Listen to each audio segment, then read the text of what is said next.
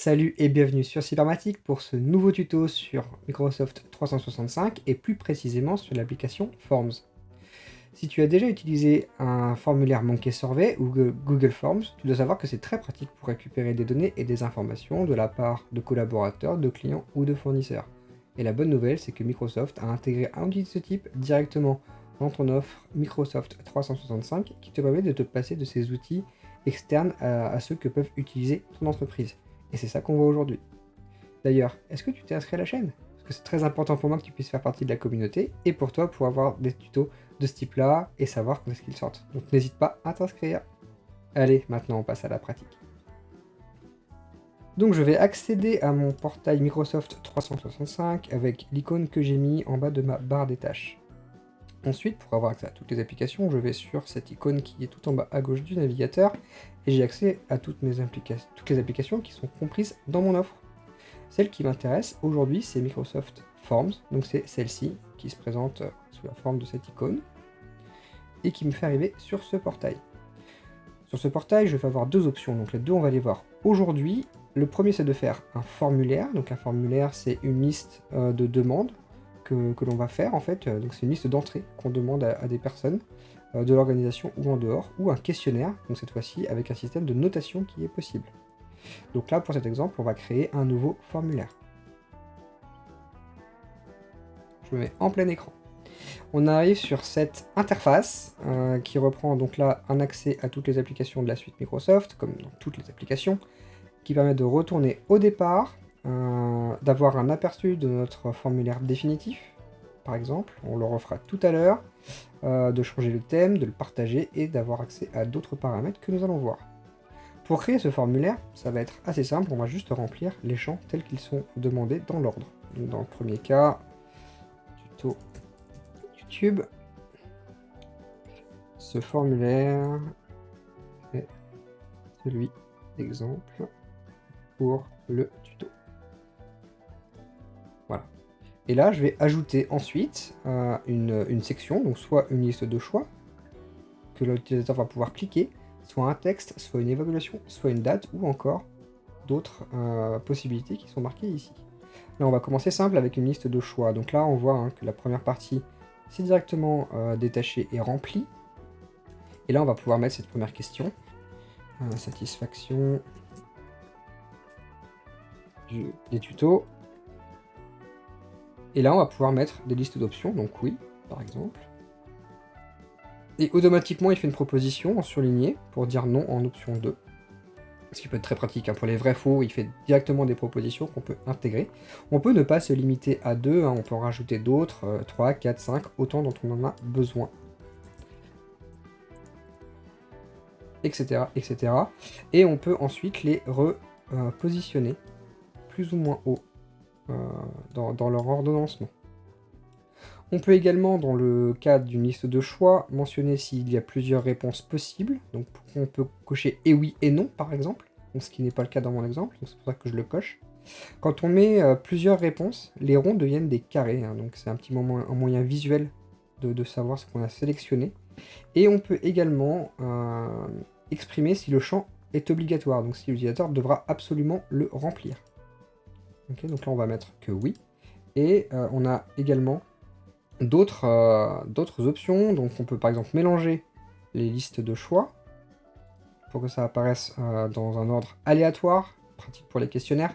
Est-ce que ça apparaît sous forme de liste déroulante et est-ce qu'on peut créer un embranchement? Ça on le fera plus tard. Ensuite, on va rajouter une deuxième section, donc un texte. Donc là c'est plus ouvert.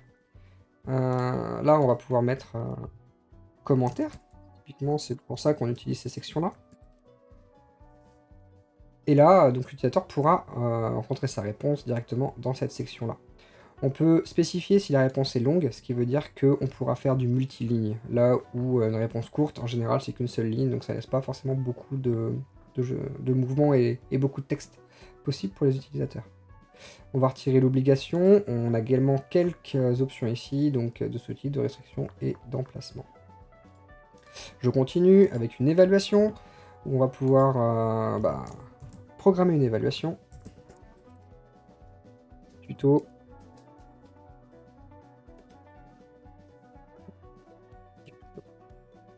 On peut marquer le nombre de niveaux, donc ça va de 1 à 10, hein, donc, pour avoir quelque chose de très complet.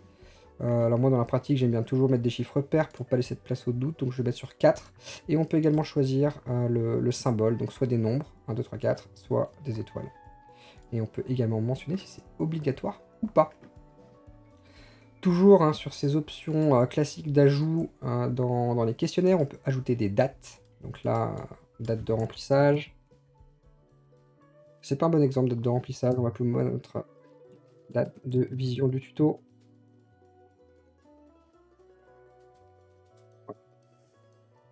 Obligatoire ou pas, sous-titre en rajouter un embranchement est toujours une option possible, avec ou pas l'obligation de remplir ce champ.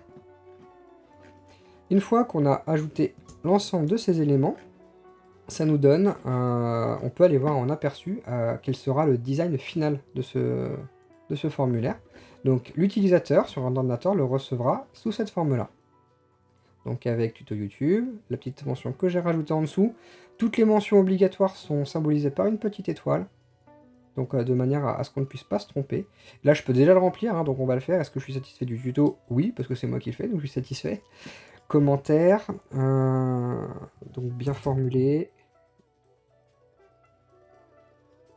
Améliorer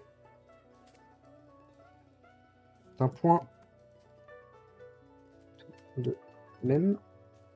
Je peux lancer une évaluation, donc 1, 2 ou 3 étoiles, et dire quand est-ce que je l'ai visionné. Donc je peux mettre la date du jour. Donc c'est vraiment une fenêtre assez pratique à l'usage, hein, qui permet de facilement naviguer. Donc je vais mettre que c'était le 10 décembre, et j'envoie ma réponse. Voilà, c'est vraiment comme un Monkey Survey en Google Form. Et quand on est administrateur en fait de ce plan, on a dans l'option réponse une vision de toutes les réponses qui sont données. Donc quand c'est des choix, on a des camemberts qui s'affichent. Quand c'est des commentaires, on a une vue sur les différentes réponses qui ont été données. On a une moyenne sur les notes. Et on a également voilà, une vue des dates qui sont fournies, donc ce qui est assez pratique. La partie mobile également, sur un téléphone portable, le tuto s'affiche de cette manière-là. Donc ça donne tout de suite un aperçu très pratique de cette version mobile et de son affichage. Et ça, c'est automatique. J'ai rien eu à faire. Hein. C'est vraiment Microsoft Form qui définit tout seul ce mode d'affichage. On peut très rapidement modifier le thème. Donc là, on est sur le bleu-vert classique. Si on veut mettre du rouge, du bleu, tout ça, c'est possible. En un seul clic, on a des choses un peu plus sympas avec des fonds d'écran. Donc qui sont dispo. Également, on peut rajouter des fonctions personnalisées. Donc on peut charger une image et modifier la couleur du ruban en mettant directement le code HEX de cette couleur. Donc très très pratique. Donc voilà, là si j'applique la mise en forme et que je la mets en aperçu, je vois ce que ça donne, y compris en mobile.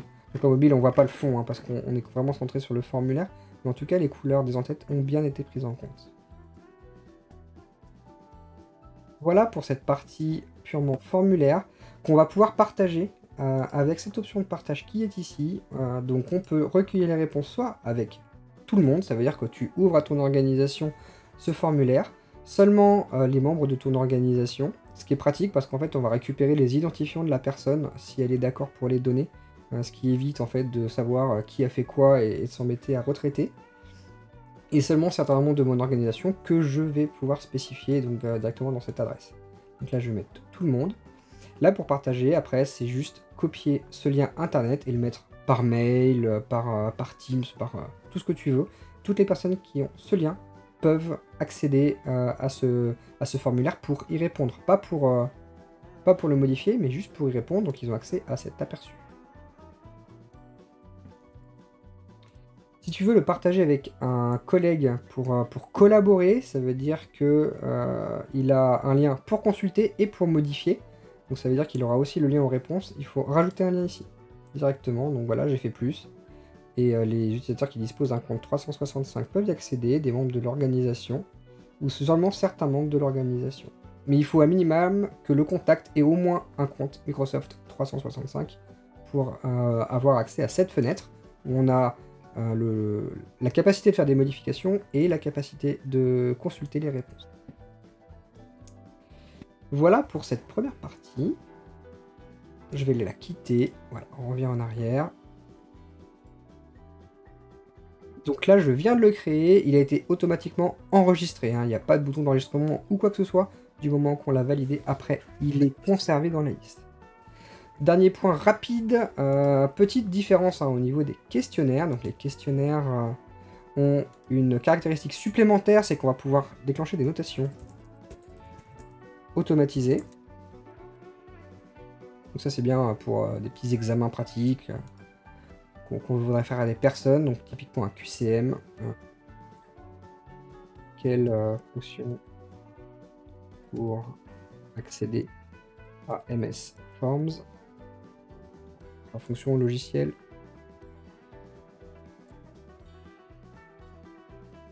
Explorateur Windows. Et là, en fait, ce qu'on voit, c'est qu'on peut supprimer, on peut rajouter un message pour les personnes qui choisissent cette réponse, et surtout, on peut indiquer si c'est la bonne réponse. C'est-à-dire que si je me mets là et que je clique dessus, il enregistre que cette réponse est celle attendue. Et là, je vais pouvoir dire que cette réponse, elle est sur 1, 2, 3, 4 points si j'en ai envie. Donc là, par exemple, sur 2 points. Et automatiquement, hein, on voit en haut qu'on a un test sur 2 points. Je vais rajouter une question de choix toujours. Nouveau nom d'Office 365. Voilà, je veux n'importe quoi, hein. Et là également, on va pouvoir expliciter quelle est la bonne réponse. Donc là, dans ce cas présent, c'est celui-là. Et pareil, il faut bien marquer que les réponses sont obligatoires, sinon les gens peuvent ne pas y répondre, ce qui n'est pas le but, hein, dans ces cas-là. Et je mentionne également que c'est sur 2 points. Donc là, j'ai créé un quiz qui est sur 4 points. Donc en aperçu, ça donne ça. Donc questionnaire YouTube. Je vais mettre en version mobile pour que tu puisses voir comment les gens vont y répondre. Donc quel logiciel pour accéder à Microsoft Form? Donc là, je vais mettre que c'est mon explorateur, mon navigateur internet. Et là, je vais mettre une mauvaise réponse en 2. Sinon, c'est pas rigolo. Quel est le nouveau monde d'Office 365? Je vais mettre une mauvaise réponse avec Office 2021. J'envoie ce formulaire. Voilà, donc ça c'est ce qui s'affichera sur le mobile. Et on peut afficher les résultats. Donc si on l'a mentionné, et on voit notre score directement qui s'affiche. Donc ça c'est ma réponse. Donc c'est la personne à qui tu envoies le formulaire qui va voir cette fenêtre. Et on a également une vue sur l'ensemble des réponses qui ont été formulées. Donc avec un résultat moyen, un nombre de réponses qui ont été émises et le nombre de bons scores qui ont été faits. Donc voilà, très pratique pour le créer en quelques minutes. Dernière option que je voulais voir avec toi avant d'arrêter sur le tuto, c'est qu'on peut réaliser des embranchements en fonction des réponses. Donc là, ça permet vraiment d'architecturer un système de réponse à ce formulaire. On va ajouter un embranchement, par exemple, quand on répond navigateur internet. Voilà. Donc, ce que je vais dire, c'est si je clique sur navigateur internet, je vais à l'élément suivant. Donc, ça veut dire que je vais passer sur le nouveau nom Office 365. Et si je réponds mal, je vais aller à la fin du formulaire. Ça veut dire que je vais arrêter le questionnaire. Ça permet en fait, ça va me permettre de sauter des sections. Soit des sections, soit des questions. Et de choisir où est-ce que je veux aller. Ok ? Et du coup, je vais refaire une réponse pour te montrer en fait que si je réponds mal à la première question, ça m'arrête mon formulaire. Donc voilà, là je vais répondre que c'est mon explorateur Windows. J'envoie. Oui, alors il y a un problème de paramétrage que je vais modifier. Tout le monde peut répondre. Je vous montrerai après un petit point sur les paramètres. Donc je recommence et je vais juste faire aussi cette modif là, sinon ça ne marchera pas. On va mettre une obligatoire sur la deuxième. Voilà, aperçu. Donc si je réponds à côté de la bonne réponse, envoyer, et ça s'arrête. Là où en fait j'avais une deuxième question à la base, ça m'a permis, s'il y a une mauvaise question, tu arrêtes tout de suite le questionnaire. Donc là, 0 sur 2, parce qu'en fait la deuxième question qu'on a sautée n'est pas comptabilisée. Donc voilà, les embranchements, et du coup on a un petit icône qui s'affiche quand on a créé un embranchement sur notre logiciel. Dernier point très rapide sur les paramètres, il y a quand même quelques paramètres qui sont fort utiles. Donc, on peut afficher automatiquement les résultats, donc là quand tu vas le créer, c'est ce qui me permet de voir mon résultat. Si tu veux pas que la personne voit combien elle a eu à son quiz, il faut décocher cette option-là. Deuxième groupe qui permet d'interagir sur les paramètres, c'est qui peut remplir le formulaire, soit tout le monde, soit des membres de ton organisation, soit seulement certains membres de ton organisation. C'est un paramètre qui est un peu redondant avec celui qu'on a vu avant, mais du coup, quand tu vas sélectionner seuls des membres de ton organisation, Tu peux enregistrer leur nom et dire s'il y a ou pas une seule réponse par personne. Donc ça, c'est pratique hein, de pouvoir y accéder. Et également des options de réponse. Donc dans les options de réponse, tu peux accepter les réponses, donner une date de début, une date de fin, mélanger les questions, personnaliser le message de remerciement, donc en mettant un petit message ici. Et puis bah voilà, du coup, comment de manière assez complète, tu peux envoyer un formulaire qui remplace avantageusement SurveyMonkey ou Google Forms et qui est intégré à ton offre Microsoft 365. J'espère que cette vidéo t'a plu sur Microsoft 365 et sur le logiciel Forms, et j'espère qu'elle te sera utile pour récolter des données auprès des personnes dont tu as besoin, donc qui peuvent être des clients, des fournisseurs, des collègues, des collaborateurs. Donc voilà, j'espère vraiment que ça va t'être utile. Et du coup, si tu es content de cette vidéo, si elle te plaît, bah, abonne-toi à la chaîne et active ta petite cloche pour savoir quand les vidéos sortent. C'est pas très compliqué, c'est juste là en bas, donc tu dois pouvoir le faire assez facilement. Également, je suis Bref Creator, donc tu peux me soutenir avec ce navigateur par ce biais-là si tu le souhaites. Allez, à toi de jouer, crée tes premiers formulaires et diffuse-les aux personnes à qui c'est cohérent. Et puis nous, on se dit à bientôt pour un prochain tuto. Ciao.